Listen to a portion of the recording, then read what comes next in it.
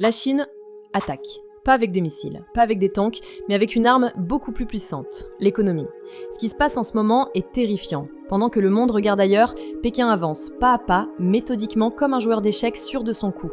Depuis des années, la Chine prépare sa revanche. Une revanche contre un système dominé depuis 80 ans par un seul pays, les États-Unis d'Amérique. Et maintenant, l'Empire du Milieu est prêt à frapper là où ça fait le plus mal, le dollar. Le yuan, la monnaie chinoise, s'impose petit à petit dans les échanges internationaux. Des pays entiers, la Russie, le Brésil, même l'Arabie Saoudite, commercent maintenant sans passer par le dollar. Le monde commence à se détacher de la monnaie américaine et c'est un cauchemar pour Washington. Parce que si le dollar tombe, l'Amérique tombe avec lui. Pendant ce temps, la Chine investit. Des ports en Afrique, des routes au Moyen-Orient, des trains en Europe, tout fait partie d'un plan colossal, la nouvelle route de la soie. Un réseau économique mondial où chaque pays devient, d'une manière ou d'une autre, dépendant de Pékin. Et pendant que les États-Unis s'enlisent dans leurs dettes, la Chine achète des ressources, des terres, des technologies, même les puces électroniques, cœur de toute innovation moderne, passent désormais par des usines sous influence chinoise. L'Amérique dépend de son rival et ça, c'est le début de la fin.